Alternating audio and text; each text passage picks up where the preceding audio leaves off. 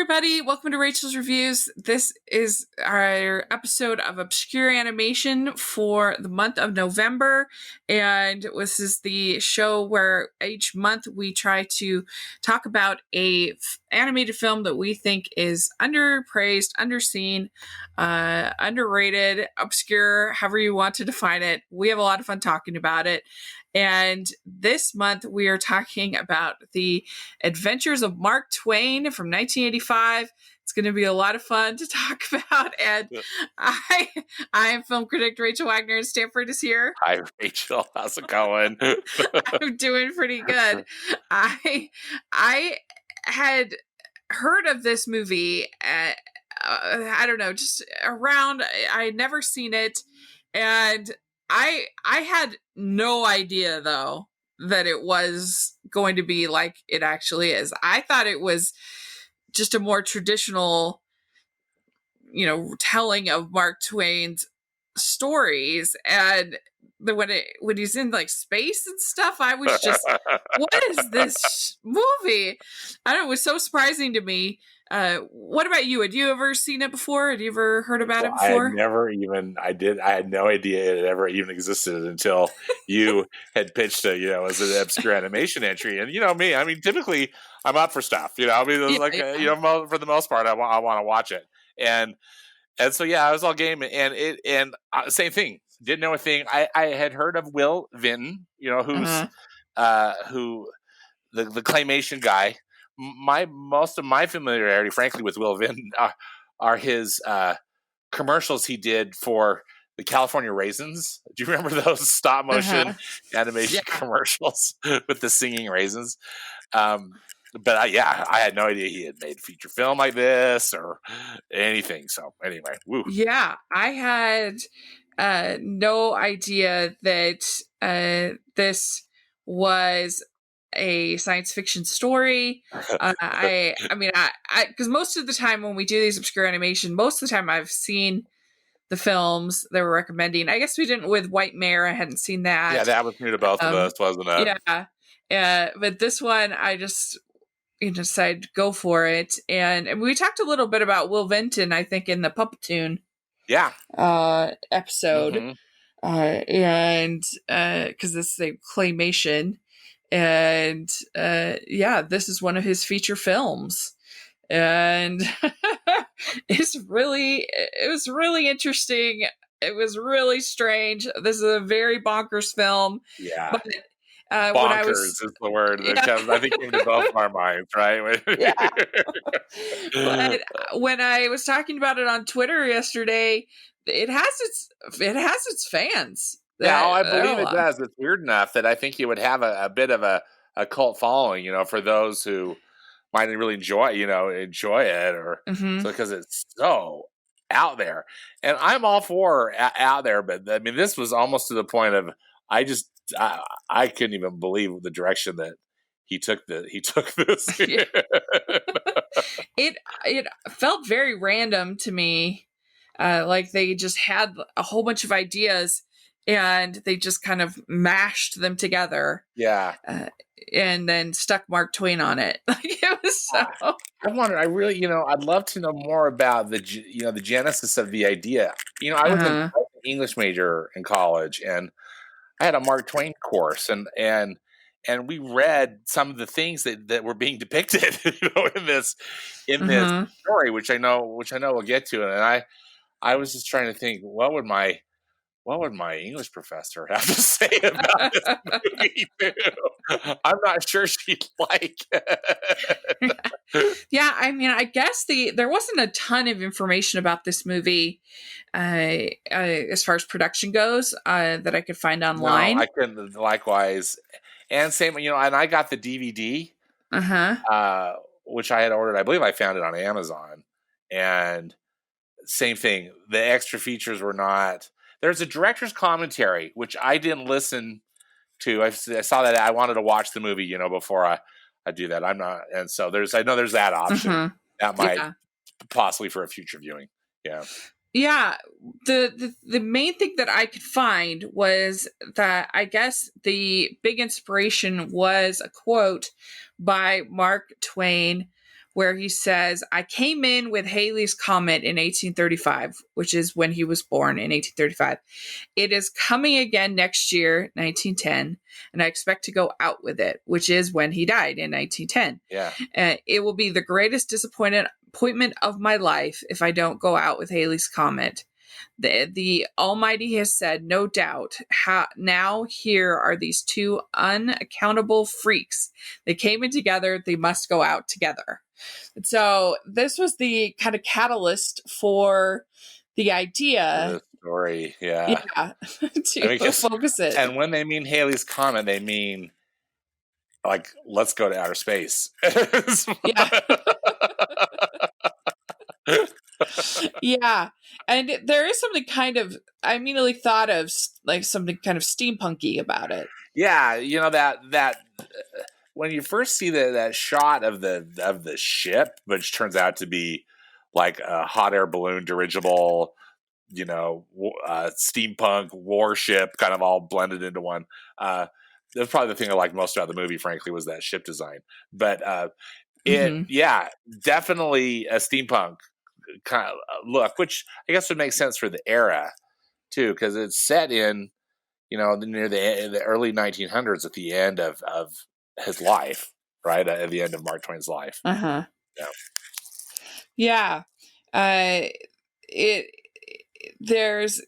definitely was trying to kind of say something about life and God and the, you know, the sort of fate, the meaning of things. Yeah, and you know, and that's what was so reminiscent to me of my college course on Twain, because you know, near the end of his life, some of the stuff he wrote was really, in a way, kind of dark. You know, he was I think, you know, kind of sad and lonely, and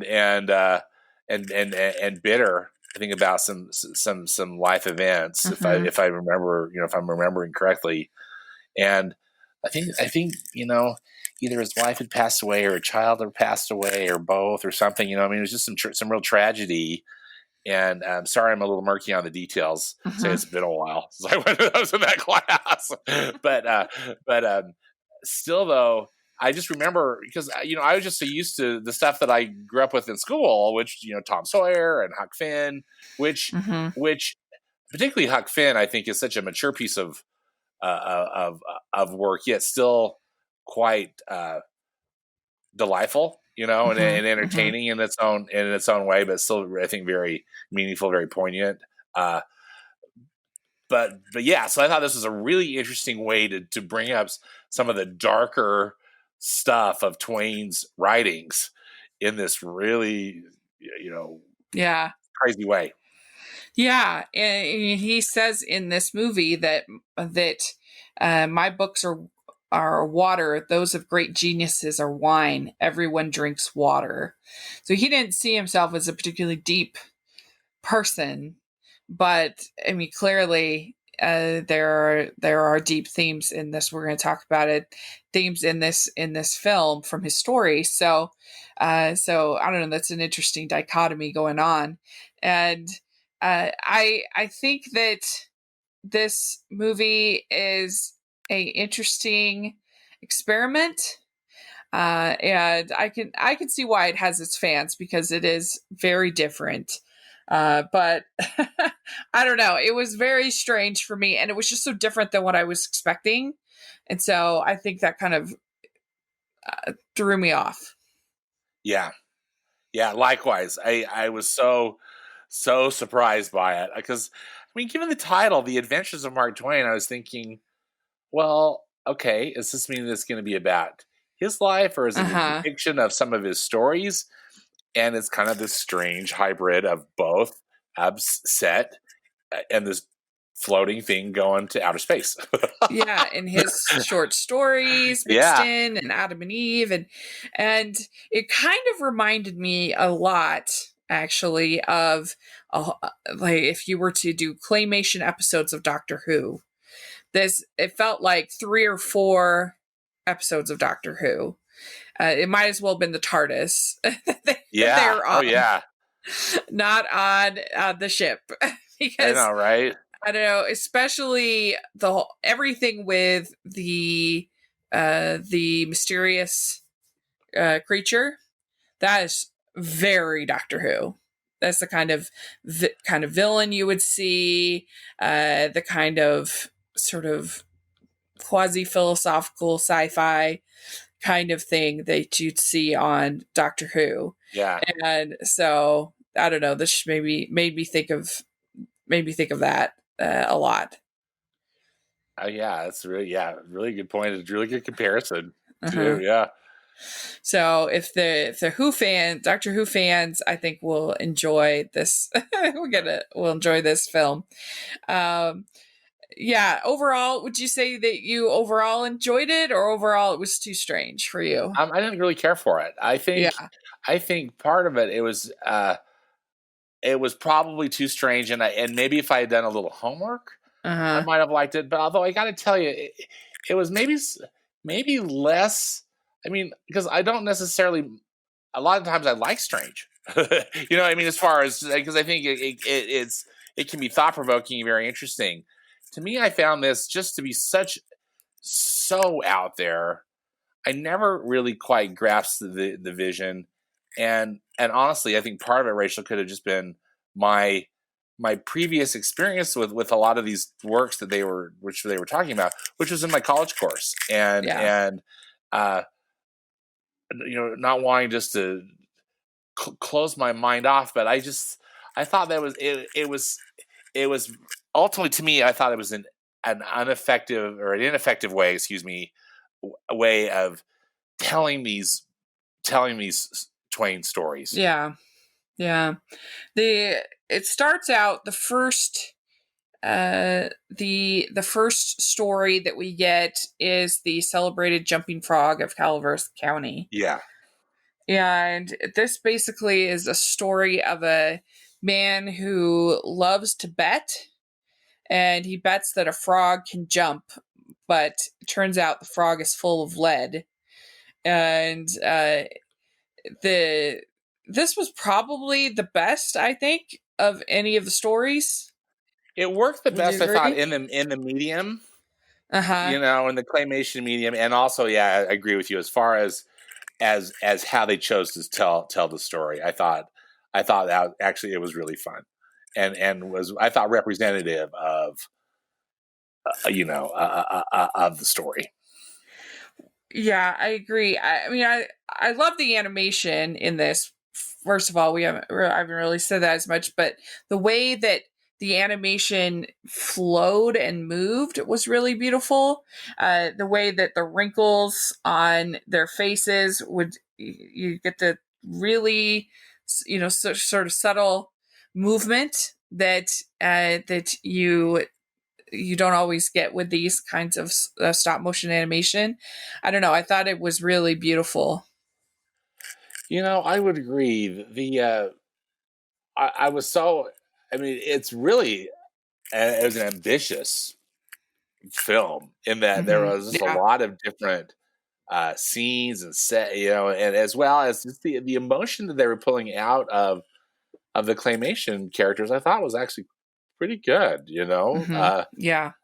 Yeah, And evidently, it was made by a 17-person crew. They said, Will Vinton said, it's all true, though that's probably exaggerating a bit. 17 or so represents the full-time staff, and then freelance people came and went. Plus, you have musical talent and writing talent and things that go beyond that number. We shot the film in a converted house that had a barber shop in front of it, so we read called that. it Barbershop Studio. And this is the bedrooms and things were editing rooms and offices. The high ceiling basement was conveniently connected to a 4,000 square foot studio that we built in the back, and that basement was where the animators, sculptors worked on the project, on the characters. So yes, we spent a lot of time in the basement. And I was wishing I know I've seen pictures and I've seen some other stuff like with the way Aardman does it and whatnot, but I wanted to get more of a sense of this kind of the scope of these sets and how they laid it out. But uh, I haven't really found much on that, and I guess I No. keep trying, Well, and maybe something's out there. one of the things that I was frustrated by is that I didn't really feel like I got to spend all that much time with Mark Twain. Well, yeah, we Because need it. Oh, they please. had this really interesting vocal performance by James Whitmore, and they had this great character design that obviously they worked so hard Yeah, I on. loved the character design of Mark Twain. Mm-hmm. Yeah. But really, we don't get to spend that much time with him. It's either with the kids or with telling these stories. Yeah. And we need to talk about these kids, Rachel, because they're not only just kids. It's it's Huck Finn, Tom Sawyer, and Becky Thatcher, Mm-hmm. and the frog. Yeah. Are the three the three kids and the frog characters, which seemed to take up, for me, they took up way too much screen time. I thought that they were all very uninteresting. Personally. Well, it was weird too because there's the whole plot that comes up later about he's going to give the ship to them. Yeah. And because he's going to die on the Comet, but then they talk about them going back home. So are they going to be on the ship, or are they not going to be on the ship, or what's happening? Did their parent, I know I'm overthinking this, but it's like, do their parents know that they're gone? The same thing. It's like, what is happening? Yeah, like what's happening? Or is this a Wizard of Oz thing? You know, I mean, what's happening here? That's why I thought of the TARDIS, because that's the only way I could kind of connect to it, because if you're on the TARDIS, the time it works differently. Yeah. So maybe that's what it was, but I was just kind of like, what? Are they going to be all by themselves? I tell you another movie this reminded me of, which I think is a better movie, is Time Bandits. Yeah. Terry Gilliam. Totally agree. Yeah. Mm-hmm. Time Bandits works. Yeah. Yeah. It's kind of bonkers too. It is bonkers, but for some reason it comes together, I think. Yeah. In a more, just in a way that doesn't just like, this didn't necessarily fry my brain. I just never connected with it. Yeah, it's too random. Whereas Time Bandits is quite random in things, because they're going to all these different periods of time and telling all these different stories. Yes. But at least there's sort of that through line, where this, there's hardly any through line between the Adam and Eve stuff and the celebrated frog stuff and it's very, very random. Yeah. So I think that's the problem. Yeah. But one other thing I thought was really strange is, and I don't know if all versions have it, but the version I saw, I watched it on Blu-ray, like you did, and there were definite defined ad breaks in wasn't that interesting? I thought that was really interesting too. It was like, did this ever play on TV? Maybe. Yeah, I would have think, because I watch all these TV movies, and so I'm used to the clear break, the ad break. The ad break where it goes to black and it stops, and then the movie comes back. Yeah, and there was that several times throughout this movie, and I was just like, "What? This is a feature film. This is not a television film." Yeah, I was confused by that. That was so weird to me. So I thought that was strange. I mean, evidently, from what I read, they made the shorts so that they could be then standalone. So if the funding didn't come through on the entire feature film, they could, I guess, market the shorts as standalone. But the problem with that is that it just doesn't feel, like we said, as a cohesive feature film. It feels like a package film, but I don't know, the successful package films to me have more of a common thread. Even something like Fantasia, even though each of the Fantasia shorts are so different, I don't know, there's still enough. It's like with Fantasia, they're not even trying to have a overall plot. Right. It's just the shorts, so it's different. Whereas this, there's it's like these stories are part of the plot, but in such a weird way. The whole segment, which is super long, I thought the Diaries of Adam and Eve Yeah. segment. Again, I remember reading some of those in the college course I took in it. I thought I thought they were doing a pretty decent, at least, representation of those, because you really got the idea that each of them were keeping a diary, Uh-huh. and then and you get these different perspectives on the experience. But I just really found it uninteresting. Yeah, I had no What did you idea. think? What did I you had think of no it? idea that that was a thing that Mark Twain wrote. That was completely new to me, and it was interesting because our faith, we have a kind of a unique take on Adam and Eve compared to traditional Christianity. So it's always interesting for me to see other people's takes. But you're Yeah, right; it was very long, and I didn't quite see what they were trying to say I didn't either. with the story of Adam and Eve. Didn't either. It was kind of like you settle for what you get and you make the best of it. Was, I guess, the message. Yeah, I guess. I think I guess. uh, that. Uh, but I did think it was funny when Mark Twain says that classics, they're books everyone wants to have read, but nobody wants to read. Yeah, That was a good line. classic Mark Twain. Yeah. And I think maybe this movie would be kind of like if in Fantasia they had the package shorts, but at the same time they also had an adventure in space mashed together. And Yeah, you would just be like, what? How am I supposed to do what? I don't know. I think that was that was kind of true. What did you think of the voice of God with Adam and Eve?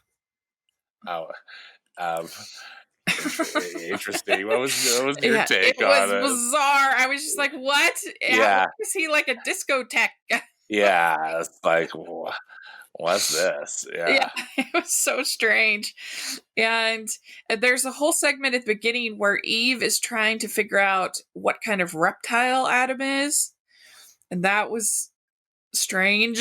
yeah, And because, I mean, according to the Bible, Adam is created first. I mean, and I guess he was here too, but he's creates Eve out of Adam's rib, and so you think that she would know who he is, or that they would be created together, or there wouldn't be this weird "what kind of reptile are you" yeah, thing. yeah. And I couldn't Strange. remember if that was. I would assume that that was part of the text, but I just felt like they, uh, you know, like with the whole frog story. I thought that was just paced so perfectly, Hmm. and then clearly this Adam and Eve stuff, I think it's a longer. There's more words, Yeah. but it just it just went on and Yeah. on and on, and to really to kind of like what was the yeah, overall, what was the point? Yeah. What was the Because point? Adam is really annoyed with Eve. Yeah, And so he builds a house in Eden to make her go away. And she decides that she's going to eat the forbidden fruit so that she can become friends with Adam. And then they get in this war of they're going to start naming things, and there's sort of this competition of who can name the most things, and they're all putting up all these signs over everything, and that was really strange. And they don't like each other, yeah, and Eve is she becomes educated. She's figuring out math and science. She figures out gravity at one point, and this is when she ends up getting tempted by the snake. And the snake tells her that it is best to prove things by actual experiment or you'll never experience things. which is pretty close to how our faith looks at Eve's decision, that we look at her as actually being kind of brave and saying that it is better for man to go through struggles and trials than to live in this sort of eternal kind of perfectness, but where there's no progression and no challenges, no progression. Yeah. So you'll never experience things, is what they're told. And so she goes, and she even says that it's that partaking of the tree is like an adult education course. Yeah.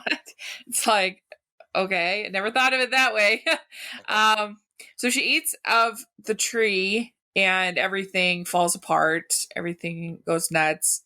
And then we get a break from the Adam and Eve story, which was again, weird. Random. Yeah. It was so strange. It was really strange. Yeah, and you just did not get the feeling at all that Adam liked Eve at all. And all of a sudden we've stopped with the story, with their story. And now we are in space, and the kids and Mark Twain meet a mysterious figure with a mask. And this was very Doctor Who-ish to me. And I thought it was very strange. It also kind of reminded me a little bit of the 5th Star Trek movie. Have you ever seen that? Oh, yeah. Absolutely. Yeah. Yes, and yes. It's not a good movie, but when they come to meet God in the 5th Star Trek movie, and and God rejects all of their offerings, I guess you might say. Yeah. That kind of reminded me of that. Just very strange. And the masked man doesn't value people. And he basically is like, we can make more people. There's no need for these people because we can just make more of them. It's kind of a slightly sort of Thanos approach to humanity. Yes. Yeah. And then there's a long sort of action sequence where the kids are being chased. Oh my gosh. I know, right? Like, what is happening? Yeah. And Injun Joe tries to kill them. That is really, it was, I guess, kind of interesting because something was happening, but it was super dark, and again, it felt really out of place to me. Yeah, it was really bizarre because it was really dark, but then also was like trying to be super like fun adventure. Yeah. Yeah. Good point. And then it stops again, and we get to hear, I guess, the Captain Stormfield's visit to heaven, which is a Mark Twain story. Another short story. Yeah. So Captain Stormfield is a man of faith. And he's aiming to believe what he knows ain't so. That's Mark Twain's evidently his definition of faith. Yeah. Which is not really how I see faith. Right. Yeah. It's not that ain't so. It's believing in what it's believing something is so, even if you don't have the proof. That's faith. Yeah. But he's at the gates of heaven, and there is a 3-headed creature there to let him in, and he ends up getting in.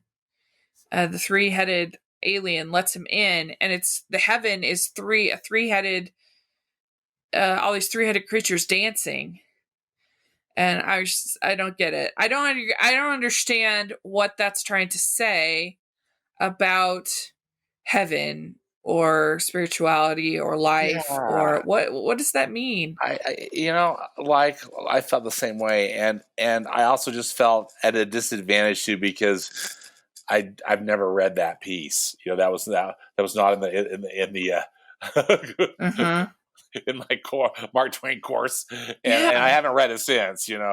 So I just wondered to myself, I wonder if I read this, if this would make any more sense to me. Why this is you know being represented this Hmm. way. I don't know. Yeah, I would wonder too. Because then there's another gate of heaven, and that's more traditional, Yeah, what we've shown. And then he's let in, and that's kind of the end of that story. I don't know. I just didn't get it. I don't understand what the three-headed alien is supposed to teach us, or yeah. what that's I saying didn't, I about didn't, heaven. I didn't get it either. And again, just thought maybe if I read the source material, this would be Maybe. this would it could help. But again, who knows? Maybe it was just a very random interpretation of it as well. Yeah. And so then we go back to Adam and Eve, which was jarring.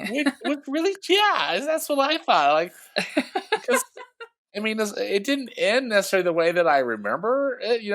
When it ended the first time, and then they came back to it. I just thought, what? Yeah, they come What's back to happening it. here? And this was so bizarre. Adam and Eve, they have a child. They have many children, but it starts out with this baby. And Adam doesn't understand what the baby is. The baby's a fish or something, He or thinks that the baby is a fish. yeah, What? like what in the world? So bizarre. Yeah, There's literally all the time he's holding the fish, and then the baby, and then the fish, and he's yeah, like, "What?" yeah. I was. It was so strange, and uh, and Eve says, the Adam asks, "Why do you love the baby?" And Eve says, "I love him because he is a man." Oh no, he says, no, they say, "Why do you love Adam?" And she says, "I love him because he is a man and he is mine." And then Adam gives her a Valentine. And the whole attitude of Eve the entire time is very, well, he's there. I guess I have to love him. Like, I have to be with him. It's just so strange. Yeah, Like, I'm still very confused about what we're supposed to be taking from this. I'm confused about the gates of heaven, what we're supposed to be taking from that. And I'm confused about what we're supposed to be taking from Adam and Eve's story. yeah. And I don't wish to beat a dead horse, and hope you all listeners will forgive me that I just keep talking about it. But do remember in my college course, that the professor was talking about Mark Twain really had some some jaded views about religion, Uh huh. particularly later in as his life went on, uh, and I think some of this is reflected in how what they chose to portray in the film, but again, it seems it's just also jarring and almost out of, I mean, not necessarily out of context because they're telling these stories, but there's really no context because we don't know what in Yeah. the world is going on. It does. It just feels so random. Yeah, it's And also random. I just don't understand what they were trying to, again, what they're trying to teach us, because so Adam and Eve, they end up at a like dinner with all of their children, and they mention Cain and Abel there. And I don't know. I mean, I guess you make the best of the situations in your life, I guess. Yeah. I don't know. You love the people that are in your life, and you kind of settle.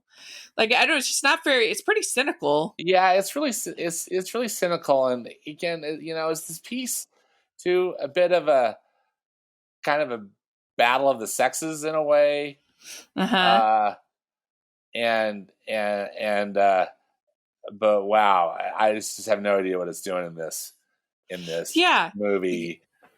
because then it comes back to Mark Twain, and he's like, "Oh, I love my Lily so much, and I want to meet the comet so I can be with her again." Yeah, But I don't understand what that has to do with the Adam and Eve, because they didn't like each other at all. yeah. Uh, it almost was like not that it would have to be so simplistic. But as a viewer, it just would have almost been so helpful to know that this was going to be, a claymation representation of some of these short stories of Mark Twain. Of course, wrapped in this other thing, but they make it so jarring and so unclear about it. And then again, the points have really nothing to do. It doesn't seem like there's any kind of overriding or overarching theme. Yeah. That we're supposed to get out of it, and maybe we're not, but that sure I thought took away from the viewing pleasure, of the experience. Yeah, I think so. I mean, because even something like Make My Music, which we just talked about for Talking Disney, that movie they're quite diverse shorts, but there's enough of they're not trying to kind of weave them together right along with another narrative. It's just here's a bunch of fun shorts, enjoy. Yeah, it's just like a bunch of music videos, from back in the day. Animated music videos. So have fun. That's kind of what they're saying here. It's just like so random, and yet it's still trying to be a feature film. I mean, it's kind of like that when we talked about the Daydreamer movie, but I'd say that even had more of a kind of through line, because at least they were all sort of fairy tales. Oh yeah, it definitely, Well, and then to add weirdness, even more weirdness, there's this dark figure on the on the ship, or whatever we want to call it. Yeah. That we get revealed. Can I reveal it? I don't want a spoiler alert. It's the dark side of Mark Twain. Yeah, so he tells us that everyone is a moon and has a dark side that they never show to anyone if they can help it. And and so this is his dark side. And I was just kind of like, what? Yeah. It doesn't make any sense. If that was his dark side, why was it out in space? What? Yeah, it did not make any sense to me either. And I mean, it reminded me a little bit of Mr. It in A Wrinkle in Time, just a little bit, but it was just, again, so random that it I don't know, it didn't really make sense to me, and I don't understand what we're supposed to learn from it. And again, I can't remember if this was necessarily a literary theme that Twain was exploring, kind of like the light and the dark of a human, and that could be possibly could have. But again, I just thought this was the most random way of exploring that concept. It was like, because I kept wondering, it's like, well, it sure looks like it's Mark Twain, just like another iteration of him, and it's his quote unquote dark side. Because none of the other stories really talk about that. I mean, Adam and Eve, they're both. Adam is kind of lazy, and stupid, and Eve is smart and trying to be a good mother. But there's really not like a dark and a light side to either of their stories. Yeah. And the frog certainly didn't have anything.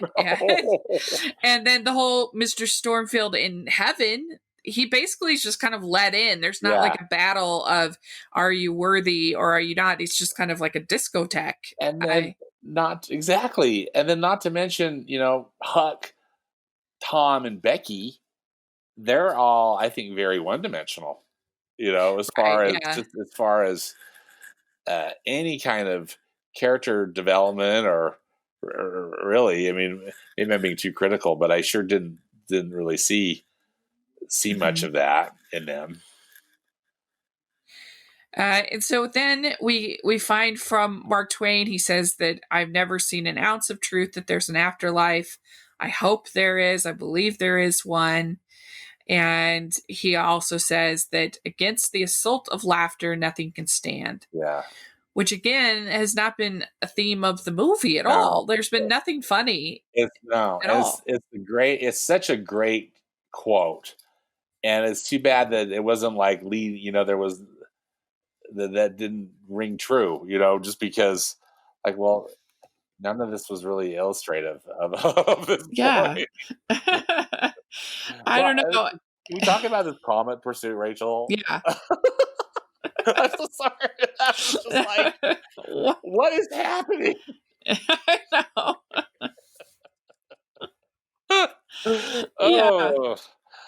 Oh, my stars. Yeah, it was so strange. And again, I can handle strange, but I just felt like they didn't do a very good job of making it all make sense and making it all matter. It was just randomness. Yeah, exactly.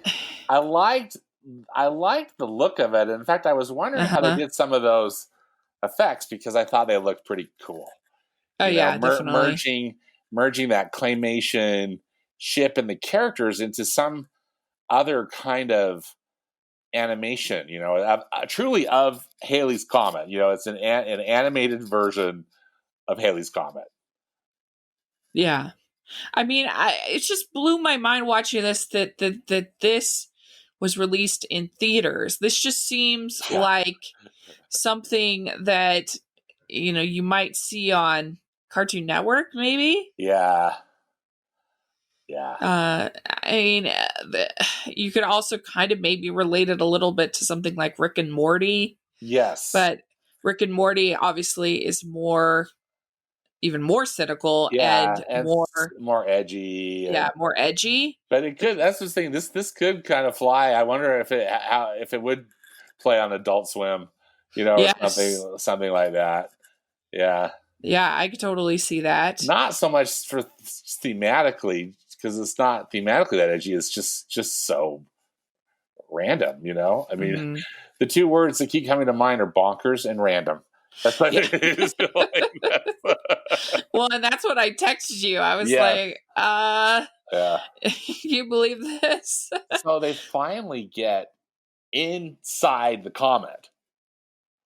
And, I thought that was, again, kind of cool because it's just like this yellow, it's like yellow clay is what it looked like, just kind of these waves of clay that they designed. And Mark Twain merges with his dark self and vaporizes. Kind of twinkles off, and then he becomes like, it's almost like it's a yellow cloud. Does that make? Is that a good way to describe that scene? And then the interior turns into a giant face of Mark Twain talking to the kids. Like, what in the world? Yeah, and so what's going to happen to the kids? I was just like, are they on this ship forever? I know. It's like, how are they going to get home? How are they breathing? Another movie this reminded me a little bit of is Howl's Moving Castle. And that, that's a much better film, but just in the way that it kind of feels there's a randomness about it in that movie as well, and sort of the rules don't really make sense. It was kind of like if they took Howl's Moving Castles but then added a bunch of shorts in the middle. Yeah, all these shorts in the middle and moved into outer space. Yeah. But it certainly aesthetically also reminded me a little bit of it. Sure. But obviously this is before that. But yeah, I love the animation. I love when you get to see. Is really cool. Yeah, and when you can see almost like little parts of the thumbprints. I actually like that. That's one of my favorite things in Aardman, when you can see the artists. If you look close, you can see the thumbprints, and I love that. There's no question that this film has a lot of craftsmanship and a lot of really interesting filmmaking techniques. That's why I was wishing I could see more, about how they made it. But it's just the script wasn't quite there. Didn't work at all. For me. On the Twitter, Whitney Seibold, who's a film critic, he says it's one of my favorites as a kid.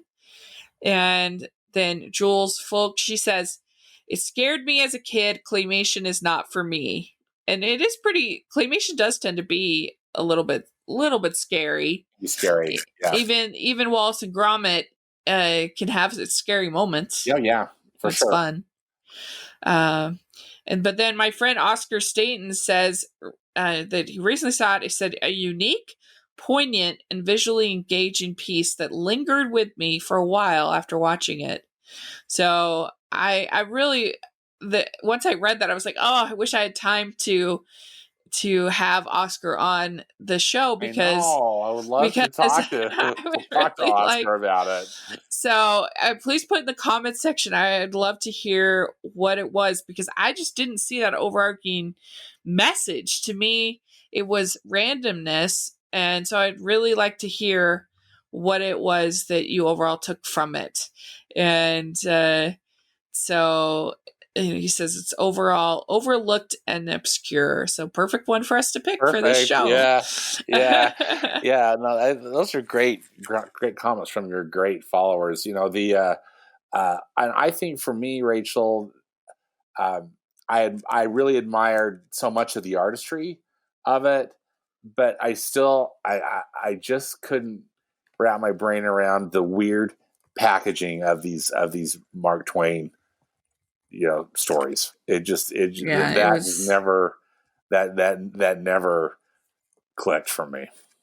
Mm-hmm. Yeah, me too, I must admit. But it was an interesting experiment to watch. Always happy to watch something new. Yeah, and I'd heard about it for years, and so it was finally one to check off my bucket list. Absolutely. From the 80s, and the 80s was such a weird time for animation. Yeah, definitely. You think of what was being made at the same time, in the 80s and 85, and not much. There wasn't much being made. Yeah, the Black Cauldron. Right. Yeah, at Disney. So there we go. That's our thoughts on the Adventures of Mark Twain. If you've seen it, let us know what you think. What you think of the different segments. You maybe have seen them released in other forms, because I think they have been. So if you've seen them, let us know your thoughts. And so that would be great. And let us know if you have any suggestions for obscure animation for the future. We really appreciate it.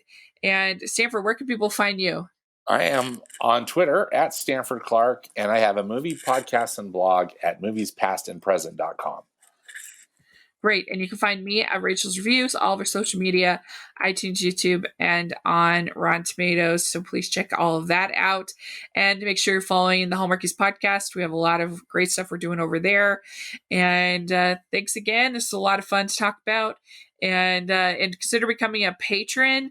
We really appreciate all of our patrons. It helps us so much. And then we also have our merch store, which has #AnimationJunkie shirts. And so take a look at that. And thanks again, everybody. And we'll talk to you all next month. Thanks, bye, everyone. Bye.